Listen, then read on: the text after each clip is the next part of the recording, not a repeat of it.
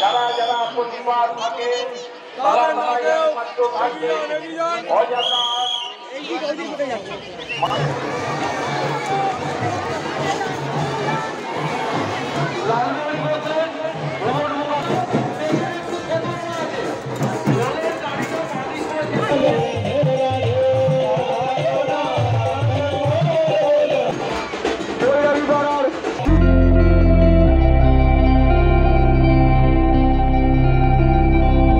ভিডিওটা শুরুই করছি রান্নাঘর থেকে। আসলে সকালে ক্যামেরা হাতে কথা বলার মতন এতটুকু সময় ছিল না। ঘুম থেকে উঠেই চলে গিয়েছিলাম রান্নাঘরে মায়ের সাথে হাতে হাতে হেল্প করতে, কারণ অনেকটাই বেলা হয়ে গিয়েছিল। সারাদিনের অনেক প্ল্যান, তোমরা তো বুঝতেই পেরে গেছো আজকে কি দিন, একটা বিশেষ দিন আমাদের শালকিয়াবাসীর কাছে। তো সকালের জলখাবারটা আমি মায়ের সাথে একটু হেল্প করেছি। আজকে নিজের হাতে লুচি আর বেগুন ভাজা ভেজেছি, খুব ভালো লেগেছে। এই যে লুচি বানাচ্ছি আজকে ছুটির দিনে। মা আজকের দিনে আমাকে রান্নাঘরটা ছেড়েছে। আমি সবই করতে পারি, বাট এরা ঠিক বিশ্বাস করে উঠতে পারে না, কিন্তু আমি তার প্রমাণ দিতে এসেছি। আগে বেগুন ভাজলাম, তারপরে এখন লুচি ভাজছি। আর বেগুনগুলো কি সুন্দর ভেজেছে দেখো। দেখো দেখেছো, এই যে দেখো কি সুন্দর। সবই পারি, সবই পারে, আমি করতে দিই না। অফিসে সারাদিন কাজ করে তো, এই না এই দিক দিয়ে বলো বলো কি বলছো। সারাদিন কাজ করে তো ওই জন্য আমি আর কিছু বলি না। আচ্ছা লুচিগুলো কেমন ভাজা হচ্ছে বলো, ভালো না? হ্যাঁ হেভি হচ্ছে, শিখছি সব। গুড মর্নিং বন্ধুরা, সুপ্রভাত। সকাল থেকে তোমাদের সাথে কথা বলার সময় পাইনি, ঘুম থেকে উঠেই চলে গিয়েছিলাম ডিরেক্ট রান্নাঘরে। তোমরা তো দেখলে লুচি আর বেগুন ভাজা করলাম, প্রথমবার করলাম। আর আজকে হচ্ছে একটা বিশেষ দিন, শালকিয়ার বিগেস্ট ফেস্টিভ্যাল শীতলা মায়ের স্নান যাত্রা। তাই জন্য সকাল থেকে হুড়োহুড়ি চলছে। আর দেখতেই পাচ্ছ এখন স্নান হয়ে গেছে, ঘড়িতে এখন 11টা 5-10 বাজে। যাচ্ছি এখন গঙ্গার ঘাটে। আমার বর দিদি প্রতি বছরই উপোস করে, মাও করতো, কিন্তু মা এবছরটার করছে না। আসলে কয়েক বছর ধরেই বন্ধই করে দিয়েছে, কারণ বয়স হচ্ছে আর সারাদিন উপোস থাকতে হয় তো, তাই জন্য। হ্যাঁ ওষুধ খেতে হয়, সুগার আছে তোমরা তো জানো।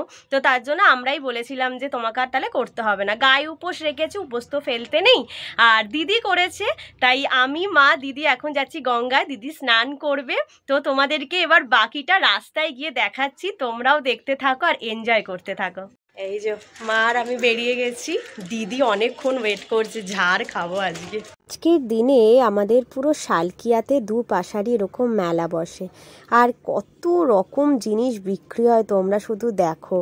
মানে আমাদের আজকের দিনটা এত ভালো লাগে, শুধুমাত্র কিন্তু এই কয়েক ঘন্টার জন্যই এরা আসে আর এখানে বসে। মানে মনে হয় যেন কোনো একটা মেলায় আমরা প্রবেশ করেছি।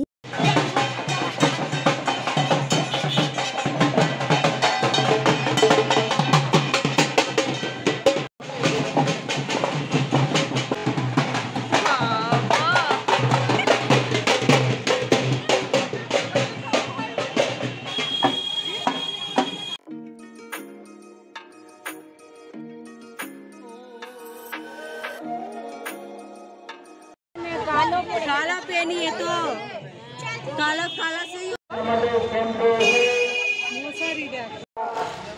এই যে দিদি, বাপরে বাপ, যা মাইকের আওয়াজ শুনতে পারবে না, রাস্তায় যা ভিড়।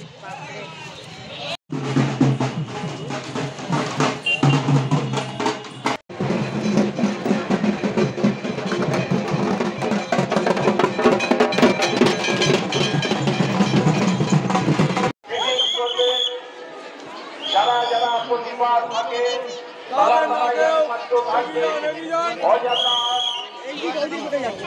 মায়ের দালানে উঠে আপনারা ভিড় করবেন না। সব তুলে দিচ্ছি, চলো তুলতে নিষেধ নাই, অনেকক্ষণ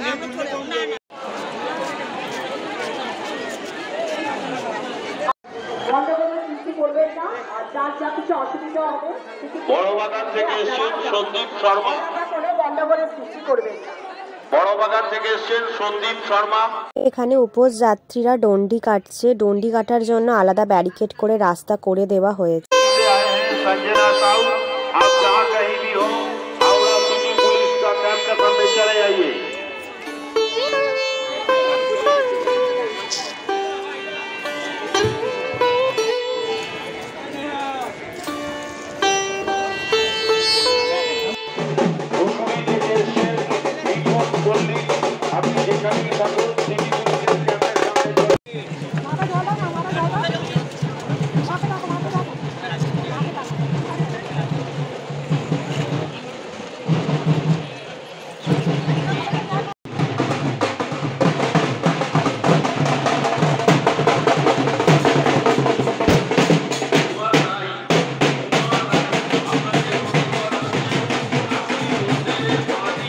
গঙ্গার ঘাটে চলে এসেছি, এবার দিদি স্নান করবে। আর এখানে সবাই সাইডে দেখতে পাচ্ছে ডন্ডি কাটছে, খুব সাবধানে যেতে হচ্ছে। জুতো পরে আছে তো। গেটের সামনেটা ছেড়ে দিন, যারা বাচ্চা নিয়ে আছেন গেটের সামনেটা একটু ছেড়ে দিন।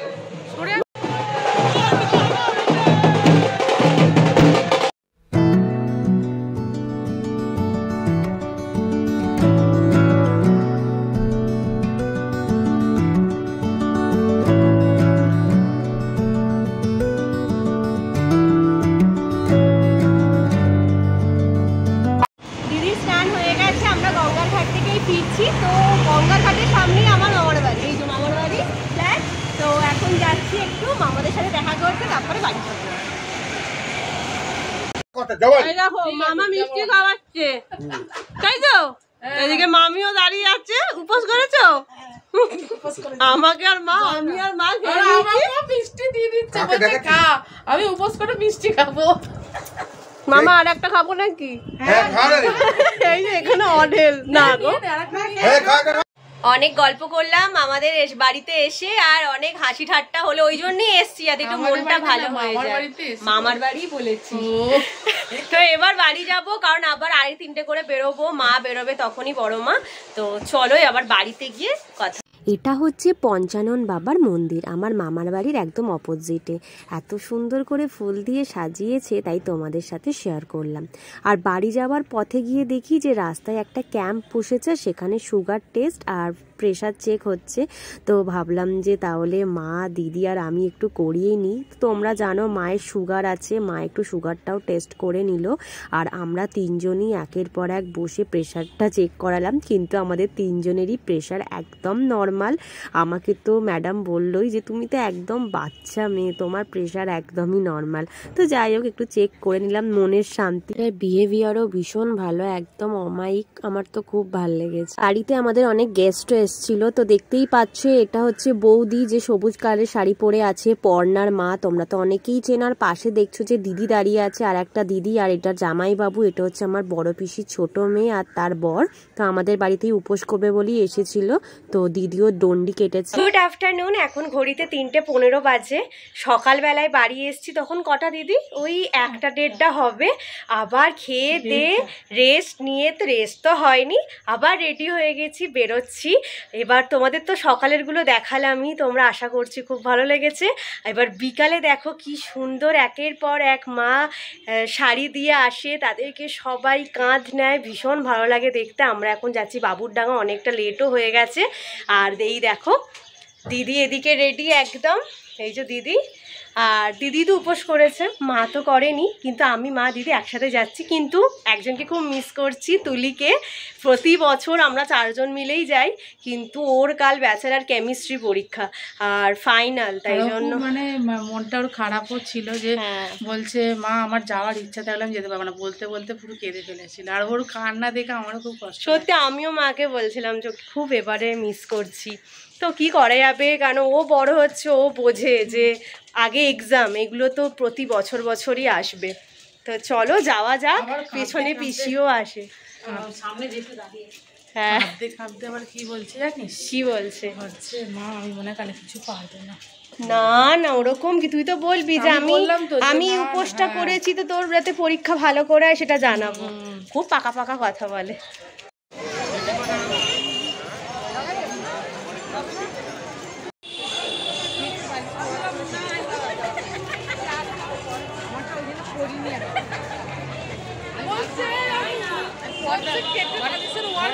করে ফেলবো কি হবে, দুটো তো করে কুচি দিদা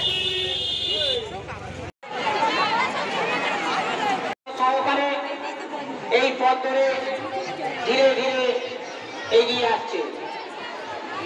রাস্তার উপরে যারা ঘোরাঘুরি করছেন তাদের কাছে অনুরোধ, আপনার রাস্তার ধারের দিকে চলে যান এবং আমাদের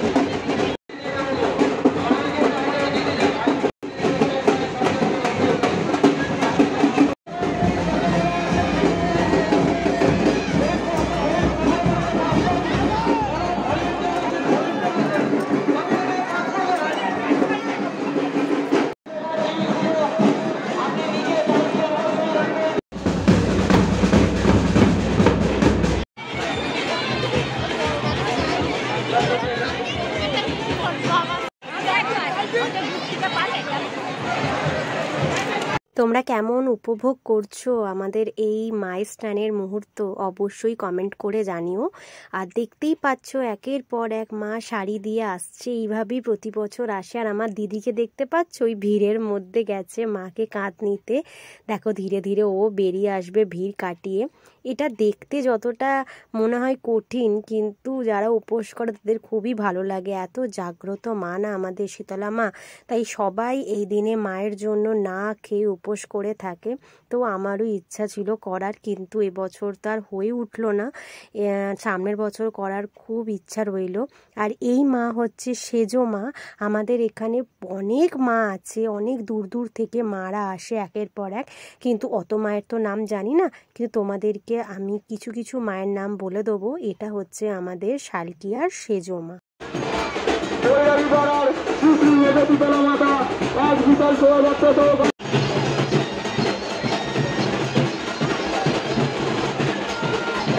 ওই ভিড়ের মধ্যে মেজমাসির মেয়ে আর তার দুই ছেলের সাথে দেখা হয়ে গেছিল। তো চেনা লোকের সাথে দেখা হয়ে গেলে বেশ ভালো লাগে।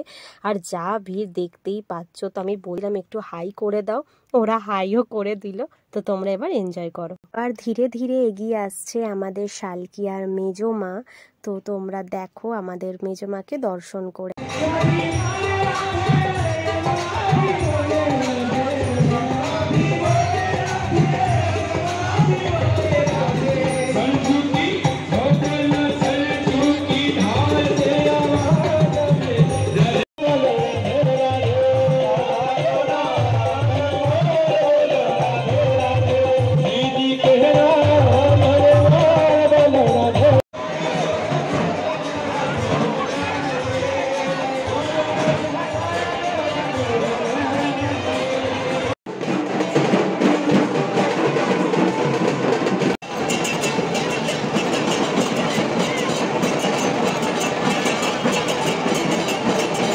আর যার জন্য সবাই অধীর আগ্রহে বসে থাকে তিনি হলেন আমাদের শালকিয়ার বড় মা।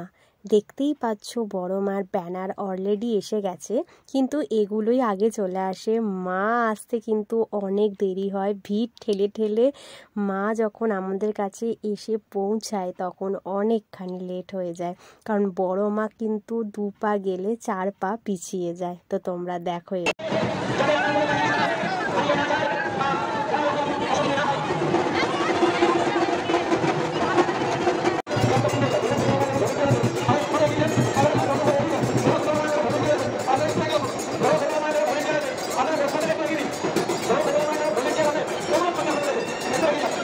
সবাই দর্শন করে নাও আমাদের বড় মাকে। দেখতে পাচ্ছ কতটা ভিড়।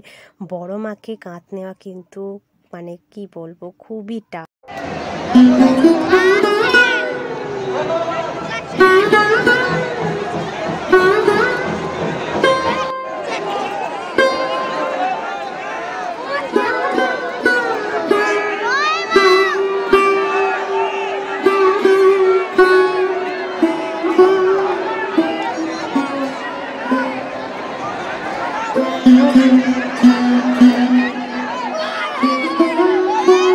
হয়ে গেছে, আমরা এবার বাড়ি ফিরছি। আর ও পারছে না, আর আমরাও দাঁড়িয়ে থাকতে পারছি না। একটু মাসির বাড়ি গিয়েছিলাম, তো চলো ও একটু বাতি দেবে ঠাকুরকে, তারপরে বাড়ি চলে যাবো।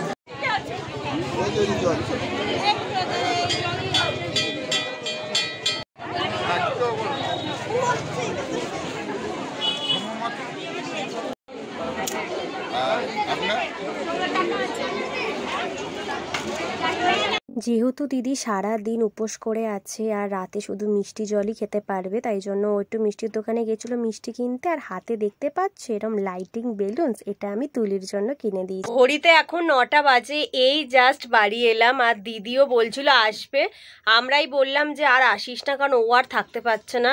রাস্তায় তো কতবার জল খেলো, স্বাভাবিক না, সারাদিন উপোস করে আছে, তাই ও একবারে ডিরেক্ট বাড়ি চলে গেল। আর আমি আর মা এদিকে বেঁকে চলে আসলাম। তো আজকে যেহেতু দিদির মেয়ে বেরোতে পারিনি, দিদির হাতে দেখলে না লাল বেলুনসটা, সেই লাইটিং দেওয়া বেশ ভাল লাগে দেখতে। তো দিদি বললো এইগুলো আমার মেয়ের খুব পছন্দের। তাই বললাম ঠিক আছে, ও তো আজকে আসতেও পারলো না বেচারা, তা আমি ওকে ওইটা একটা কিনে দিয়েছি। তো চলে গেল। আর আজকের ভিডিওটা বেশি বড় করতে পারছি না, কন্টিনিউ 3-4 ঘন্টা দাঁড়িয়ে দেখেছি, তো পায়ের অবস্থা খুবই খারাপ। তো চলো, আশা করছি তোমাদের এই ব্লগটা খুব ভালো লেগেছে। শীতলা মায়ের স্নানযাত্রা শেষ হয়ে গেল। শেষ মানে কি, এখনও এর প্রসেস অনেক বড়। অনেকে এখন যাবে গঙ্গার ঘাটে হলুদ জলে স্নান করাবে, সবার দ্বারা তো সম্ভব নয়, তাই দিদিও যেতে পারলো না, পুষ্পাঞ্জলি দিয়ে বাড়ি চলে এলো। তো দেখা হচ্ছে কালকে একটা নতুন ভিডিও। ততক্ষণ তোমরা সবাই খুব ভালো থেকো। আর এই ভিডিওটা ভালো লাগলে প্লিজ লাইক, কমেন্ট, শেয়ার আর সাবস্ক্রাইব করে দিও। চলো, টাটা।